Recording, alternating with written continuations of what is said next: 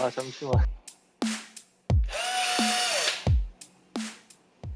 안녕하세요. 잠시만입니다. 이번 시간에는 해머 드릴과 임팩 렌치에 대해 이야기해 볼 건데요. 가장 흔하게 사용되는 두 가지의 전동 공구이죠. 서로 비슷하게 생겼지만 전혀 다른 용도의 공구예요. 그럼 해머 드릴과 임팩 렌치는 어디에 사용하는지 한번 살펴보겠습니다.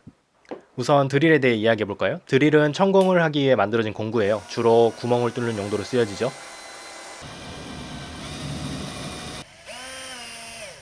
드릴의 앞부분은 척으로 되어 있는데 여러 크기의 드릴 비트를 장착하여 사용할 수가 있어요.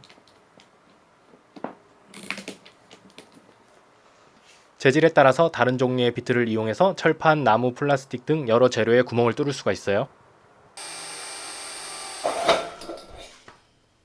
드릴 비트를 재질에 맞지 않는 걸 사용하게 되면 구멍이 잘 뚫리지 않거나 비트가 부서질 수 있어요. 석재는 일반적인 회전만 하는 드릴로는 천공하기 매우 어려워요. 보시다시피 잘 안 뚫리죠?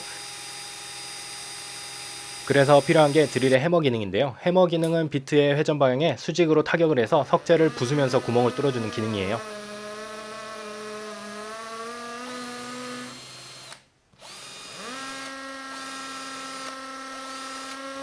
이외에 전동 드라이버 기능이 있어요. 나사를 풀고 조일 수 있는 기능인데요. 토크를 조절할 수가 있어서 원하는 힘만큼만 조일 수 있어요.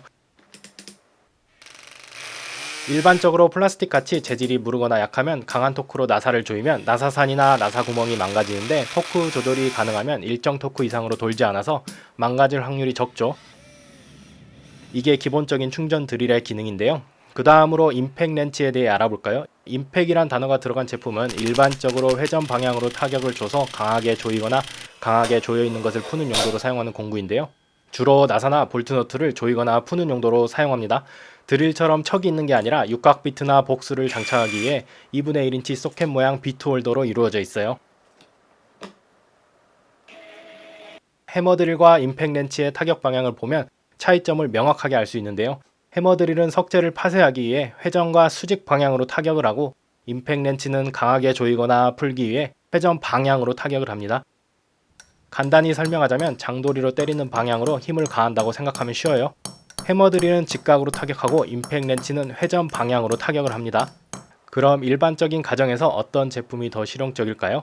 우선 가장 많은 비중을 차지하는 것이 나사를 조이거나 풀 때 사용하는 것인데요. 나사를 조이거나 풀 때 임팩 드라이버가 훨씬 편리하긴 한데 RPM이 너무 높고 토크가 너무 강해서 일반적인 물건들은 나사 구멍이 플라스틱이나 나무 또는 얇은 철판인데 나사 구멍이 망가지거나 나사산이 망가지기 쉬워요. 그에 비해 일반적인 드릴은 토크 제한이 있어서 일정 토크 이상이 되면 회전하지 않아서 나사 구멍과 나사산이 망가질 염려가 적어요. 그 대신 전동 드릴의 힐레스 척은 역방향 회전 시 비트가 잘 빠져서 한 번씩 짜증날 때가 있습니다. 또한 나사를 받기 위해서는 직결 나사를 제외하고는 천공이 필요하겠죠?